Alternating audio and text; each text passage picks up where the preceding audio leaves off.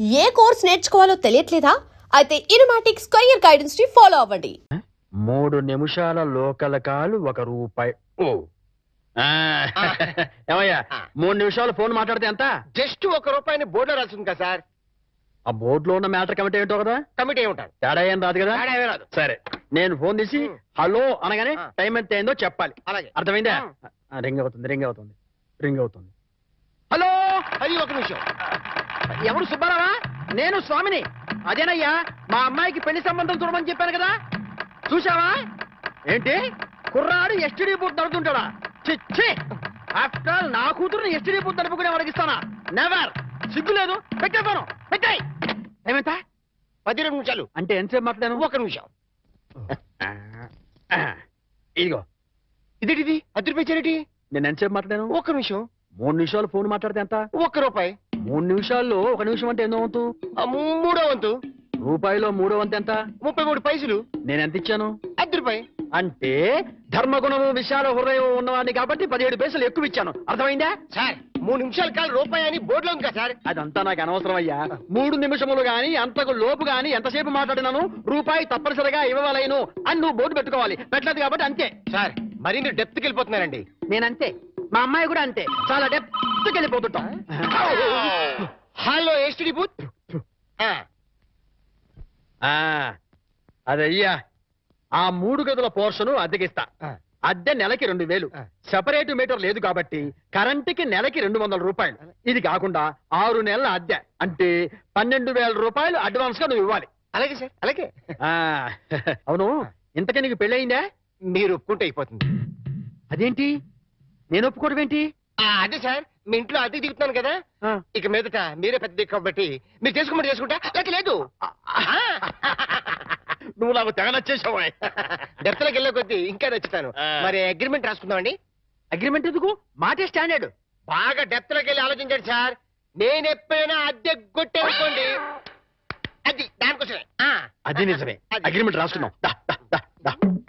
ఇదిగో, నేను చెప్పినవన్నీ రాసి ఇల్లు అద్దెకిస్తున్నట్లుగా అగ్రిమెంట్ రాశాను. ఈ రెంటి మీద నువ్వు కూడా సంతకం పెట్టు. పెట్టు ఇక్కడ. ఇదిగో నీ కాపీ. అడ్వాన్స్ ఇదిగోండి సార్. ఎంత? 12,000గా? 12,000. లెక్క పెట్టలేదు. ఇంట్లో ఎప్పుడు దిగుతున్నా? నేను దిగడం పక్కన పెట్టు, నువ్వు ఎప్పుడు ఖాళీ చేస్తావు? ఏయ్, అర్థం పర్థం లేకుండా మాట్లాడవాకు. నేను ఖాళీ చేయటం ఏంటే? ఎందుకు? బయట బోర్డు లేవు రాసింది, ఇల్లు అద్దెకి అగ్రిమెంట్ లేవు రాసింది. ఇల్లు అద్దెకిస్తున్నట్టు అయితే ఖాళీ చెయ్యి. అదేంటయ్యా, నేను నీకు ఇచ్చిన 3 గదుల పోర్షనే కదా. అలాంటప్పుడు 3 గదుల పోర్షన్ అద్దెకి ఇవ్వబడని బోర్డు మీద రాయాలి, అలాగే అగ్రిమెంట్ చేయాలి.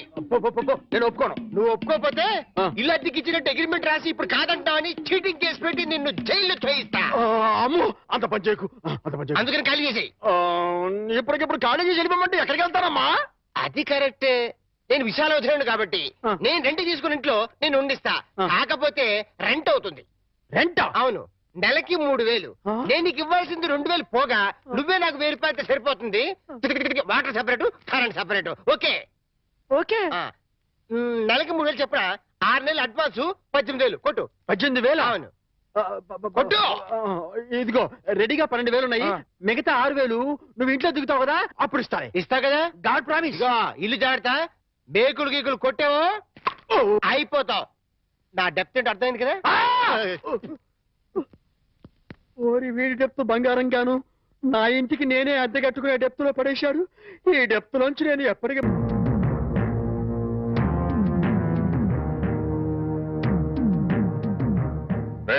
ఇంట్లో అద్దెకుంటు నువ్వేనా? నేను అద్దెకుంటలేదు, నేను ఇంటి ఓనర్ని. నువ్వే ఓనర్ వరకు గ్యారంటీ ఏంటి? నీకు ప్రూఫ్ కావాలా? అవును. నాతో రా.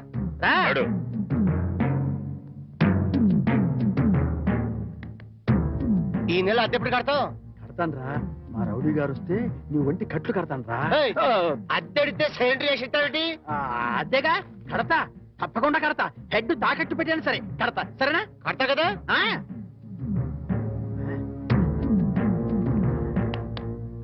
అద్దె కదా కడతావయ్యా. వచ్చేసావా? అబ్బా, నన్ను కొడతావేందయ్యా? ఇల్లు ఖాళీ చేయనందుకు. ఖాళీ చేసిన నేను కదయ్యా, వాడు నేను ఓనర్ని. ఓనర్ ఎవరు, అద్దె కొనది ఎవరో తెలియదా?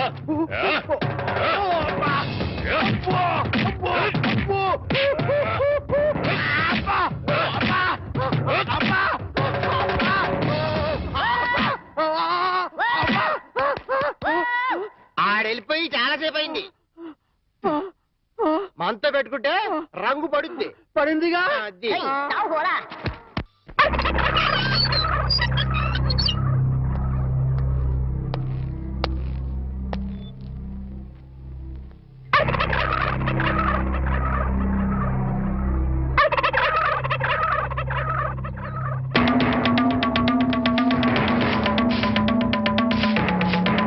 ఏమిటి కోటయ్య గారు, శుభవాన్ని ముగ్గేసుకుంటే చెరిపేస్తారేంటి? ఇప్పుడు నా ఇంటి ముందు ముగ్గేయడానికి నాకు పెళ్ళం ఉందా? పోనీ ఇప్పటిదాకా మాటలు రాని నా కొడుకు పెళ్ళయిందా?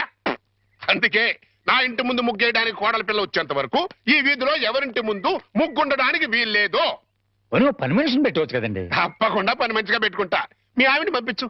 చిచి, రాయేస్తే చెంది నా మొహం మీదే పడుతుందని తెలిసి కూడా రాయేయడం నాదే తప్పు.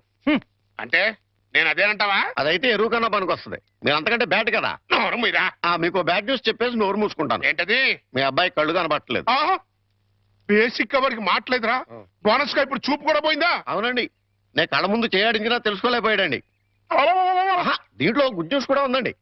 కళ్ళు కనపట్లేదంటూ గుడ్ న్యూస్ అంటే ఎడవా? అంటే నేను ఆయన కళ్ళ ముందు చేయాడించేటప్పుడు ఆయన నిద్రపోతున్నాడు అనమాట. అమ్మయ్యా, అంతేనా? హరలు కొట్టేశావు కదా. ఇంతగాడు ఎక్కడా? అదిగో వస్తున్నారండి.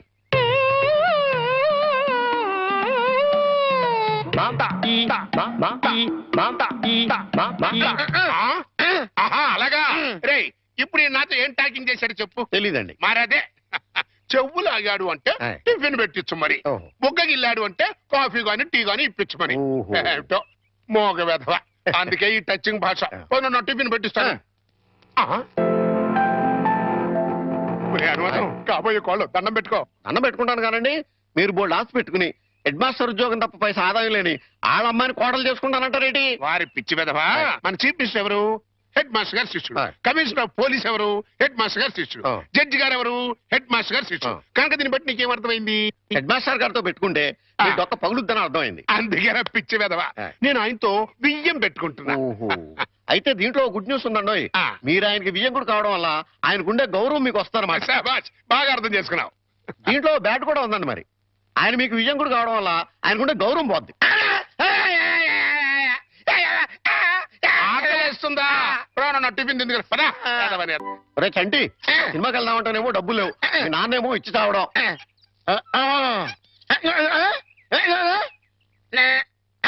ఏంట్రా ఐడియా? ఏంట్రా?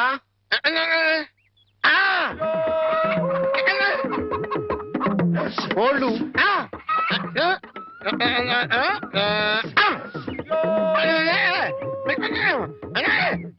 అబ్బా, మీ నాన్న కోళ్ళు మీ నాన్నకే అమ్మేసి ఆ డబ్బులు కొట్టేద్దామనా? అబ్బా ఒరేయ్, నీ గొంతు లేదు కానీ ఉంటే మీ నాన్న అంత చూద్దురా. నీది బుర్ర కాదురా, ఐడియాలు తొర్రా.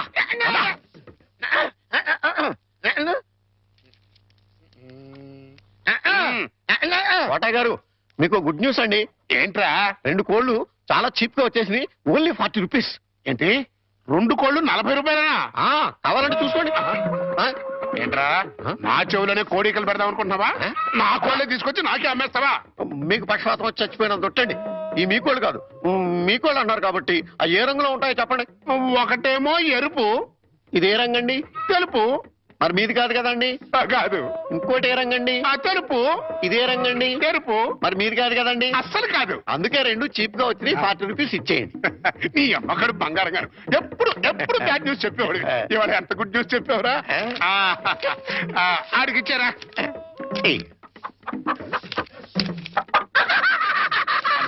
పదం, హాయ్. ఈ నవ్వుకి మీనింగ్ ఏంట్రా?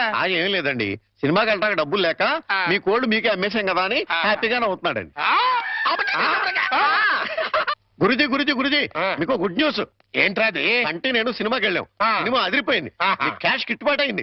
సబాస్. అయితే దీంట్లో బ్యాట్ ఉంది. మరి బ్యాడ్ ఏంట్రా? అంటే ఆ సినిమా కథ మీకు టచింగ్ లాంగ్వేజ్ లో చెప్పాలని ముచ్చట పడిపోతున్నాడు. అలాగా? అందులో బ్యాడే ఉంది. చెప్పు నాన్న. ఏ సినిమాకి వెళ్ళావు?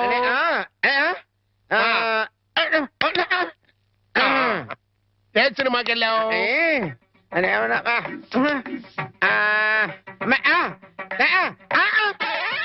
ఏంట్రా? హెడ్ మాస్టర్ గారి ఇల్లు. అబ్బో. ఏంట్రా? హెడ్ మాస్టర్ లో హెడ్ తీసేస్తే ఏముంటది? మాస్టర్ ఓహో మాస్టర్ సినిమాకి వెళ్ళావా? ఇది వితార్.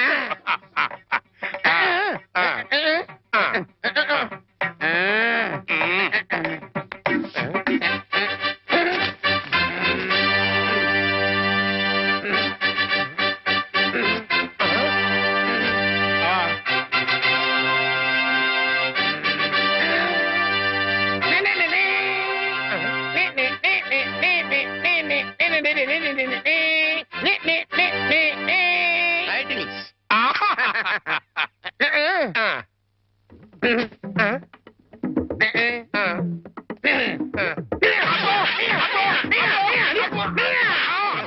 ఫైట్.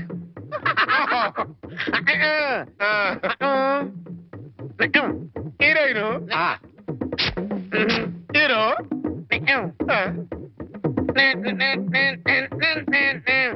బావగారు నాని నాని నానా నాని నాని నాని నానా. ఈ పౌడర్ రాసుకో, తెల్లగా ఉంటావు. కోటగారు మీకు బ్యాడ్ న్యూస్ అండి. చెప్పాడు. హెడ్ మాస్టర్ కూతురికి పెళ్లి చూపులండి.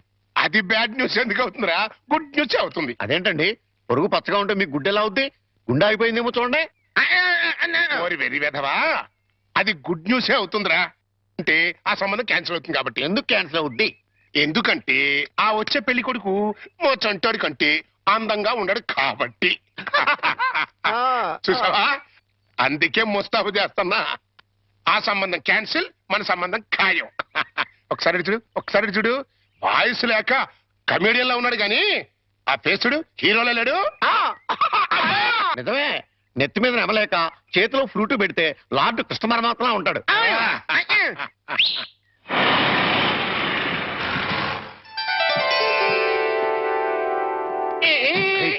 పిల్లలు చూసారా నానా? ఆ సంబంధం క్యాన్సిల్, మంది ఫైనల్. నువ్వు రెడీగా ఉండు. చంటిబాబు నీకు గుడ్ న్యూస్ అయ్యా. అంటే దీంట్లో బ్యాట్ కూడా ఉంది మరి. చెప్తే నువ్వు తట్టుకోగలవా అని. మీ బాబు అందరిళ్ళ ముందు ముగ్గులు చెరిపేస్తున్నాడు కదా, మరి మీ ఇంటి ముందు ముగ్గేయటానికి నీకు పెళ్ళం ఎలా వస్తది? అంటే నీకు పెళ్లి కాకపోవడానికి కారణం మీ బాబే. ఏంటి, నీకు ఎప్పుడో తెలుసా? మరి ఎందుకు ఊరుకున్నావు? మీ బాబుకు బుద్ధి చెప్పదా?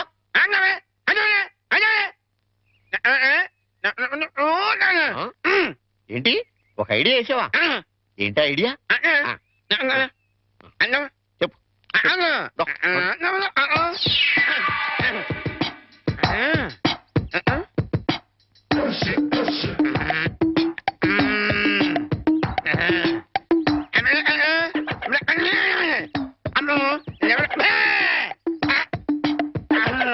అర్థమైంది, నీది బుర్ర కాదు, ఐడియాలు తొర్ర. నువ్వు ఇక్కడే ఉండు, మీ బాబు నేను పిలుచుకొస్తాను. ఓకే. కోటగారు మీకు పెద్ద బ్యాడ్ న్యూస్ అండి. ఏంటది? మీరు పొద్దున్నే అందరిళ్ళ ముందు ముగ్గులు చెరిపేశారు కదండి. అవును. అని ఒకళ్ళు మళ్ళీ ముగ్గులు పెట్టి గొబ్బెమ్మలు కూడా పెట్టారండి. ఎంత బ్యాడ్ అండి? ముగ్గులు పెట్టి గొబ్బెమ్మలు కూడా పెట్టేస్తారా? ఆయ్. ఇది డెఫినెట్ గా బ్యాన్ చూసారా? అయితే ఈ బ్యాడ్ లో గుడ్ ఉందండి. ముగ్గులు కూడా పెట్టారంటూ మళ్ళా గుడ్ అంటే రా. అంటే ఈ ముగ్గులు పెట్టిన వాళ్ళు ఇంటికి తాళం పెట్టుకుని ఎక్కడికో వెళ్ళిపోయారండి. మీరు శుభ్రంగా జరిపేసుకోవచ్చు. తాళం పెట్టుకెళ్ళారా? తర్వాత జరుపుకోవచ్చులేరా? అబ్బాయి అలా అనకండి, గొబ్బెమ్మలో పవర్ పోద్దాయి. చనబై గొబ్బెమ్మలు ఎండిపోతాయి కానీ పవర్ బట్టం ఏంట్రా? అది కాదండి, ఒక్కో గొబ్బెమ్మకి ఒక్కో పవర్ ఉంటుంది. దాని టైం ప్రకారం దాన్ని చెరపలేదు అనుకోండి, దాని పవర్ పోద్ది. మీరు గొబ్బెమ్మలు జరిపేదాకా చంటిబాబుకి నాకు అస్సలు మనశ్శాంతి ఉండదు. ఏంటారా మీరు మీరు మీరు కూడా నా రూట్లోకి వచ్చేస్తున్నారు. వెళుతున్నా ముగ్గులు చెరిపి గొబ్బెమ్మలు చిద్దుముత్త ఓపెన్ అయిపోతా. మామూలుగా అయిపోవటం ఏంటండి, ఫుల్గా అయిపోతాయి. ఇదిగో గొబ్బెమ్మలు నొక్కండి, ఆ సెంటర్ నొక్కండి. నొక్కుతా అన్ని 1 by 1 నొక్కుతా. 1 2 3 4.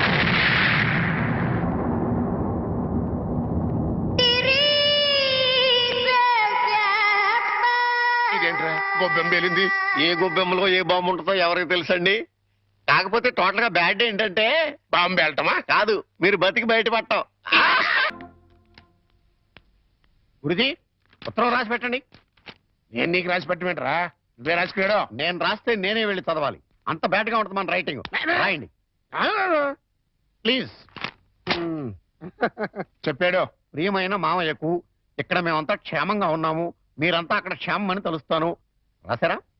తన పట్ల ఇక్కడ మేమంతా ఆరోగ్యంగా ఉన్నాము, అక్కడ మీరంతా ఆరోగ్యంగా ఉన్నారని తలుస్తాను. ఇప్పుడే కదా చెప్పావు, మళ్ళీ అదే ముక్క చెప్తావుటి? నీదొక మాయగోల. మీరు రాయండి. ఇకపోతే నాన్నకు గుండెపోటు వస్తే అపోలోలో జాయిన్ చేశాను. అంతా ఆరోగ్యంగానే ఉన్నారని చెప్పావు కదరా. తమ్ముడికి కాలు విరిగితే మెడ్విన్ లో జాయిన్ చేశాను. చెల్లెమ్మకు అమ్మోరు పోసింది. మీకు హై బీపీ కదా, ఎలా ఉంది? అత్తగారికి ఉబ్బసం తగ్గిందా?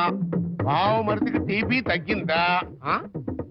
అబ్బా, ఇది చెప్పడానికి ఉత్తరం కూడా ఎందుకురా? All out, start immediately and Telegram ఇస్తే సరిపోలా. సార్, మన రిక్షా వాడికి జ్వరం వచ్చిందంట, ఇవాళ రానని కబురు చేశాడు. వేరే రిక్షా తీసుకురారా?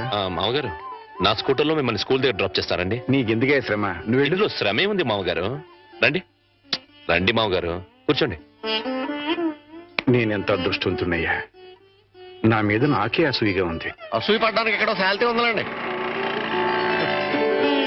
అసూయ కాదురా, కుళ్ళు పుడుతుంది. వాళ్ళ అన్యోన్యత చూస్తుంటే మనసు కుతకుతకుతకు ఆడిపోతుంది.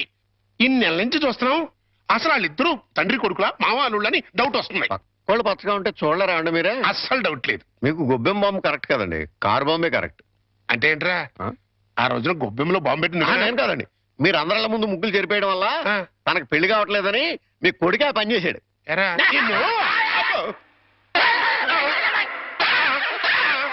ఏం గోలంటరా? సినిమా కథ చెప్పాడు కదండి ఇంతవరకు. ఇప్పుడు బేక్ మ్యాన్స్ మరణదేశం అని టీవీ హర్రర్ సీరియల్ చెప్తానంటున్నాడు.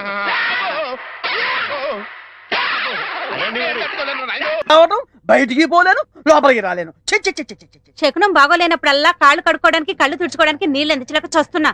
ఈసారన్నా వెనక్కి రాకుండా షాప్ కి వెళ్ళండి. అరేలే, వెనక్కి రావడం నాకేమన్నా సరదానా ఏమిటి? అరే, శకునం బాగాలేనప్పుడు 2 మాటలు శకునం బాగుంటుంది అనుకోసం. అబ్బో అబ్బో అబ్బో, వస్తా, జాగ్రత్త ప్లీజ్ ఆంటీ, మెత్తపడద్దు.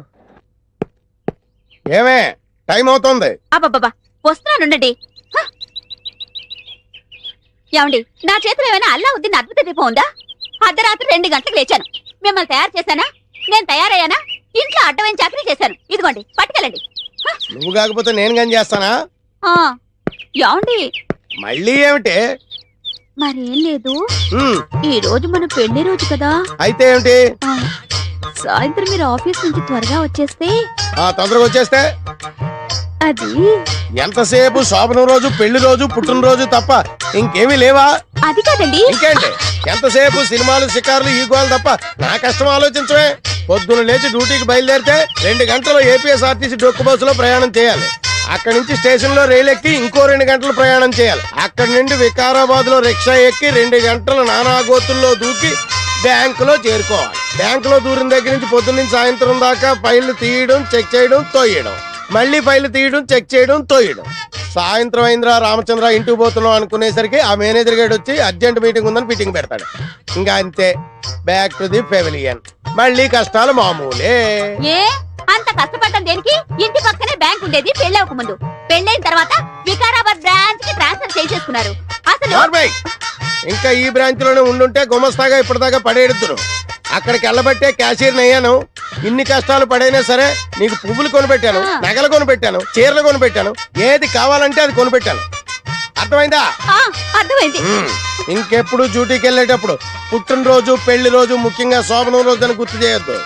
వంకాయలు వంకాయలు. ఎవడరా నువ్వు? నేను బయటకు వెళ్తుంటా, నువ్వు లోపలికి వెళ్తున్నావు. వంకాయలండి, అమ్మగారికి చాలా ఇష్టం అండి. వంకాయలు ఒంటికి దురద పడదు, పక్కవో. వెళ్ళిపోతే అమ్మగారు తిడతారండి. తాజా వంకాయలండి, ఇప్పుడే తీసుకొచ్చానండి. ఇంకోసారి వంకాయలను ఇక్కడికి తెచ్చినా, ఈ చుట్టుపక్కల నువ్వు ఎక్కడైనా వంకాయలు అమ్మినా నీ మెడ మీద తలకాయ ఉండదు. పో. అమ్మగారికి ఇష్టం అండి. వస్తాడమ్మా, వస్తాడు. నేను దానికోసం వెయిటింగ్. నా మాట వినండి, వస్తాడు.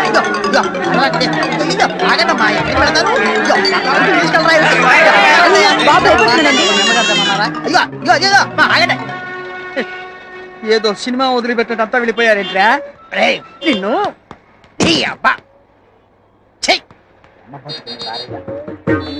ఒరే చుంచుగా, ఎక్కడైనా ఓనర్ కోసం వర్కర్ వెయిట్ చేయడం చూశాం గానీ ఇలా వర్కర్ కోసం ఓనర్ వెయిట్ చేయడం వాణిజ్య రంగంలో ఇదే మొదటిసారి. ఈ దుర్భర పరిస్థితి ఎవరికీ రాకూడదు. ఛీ!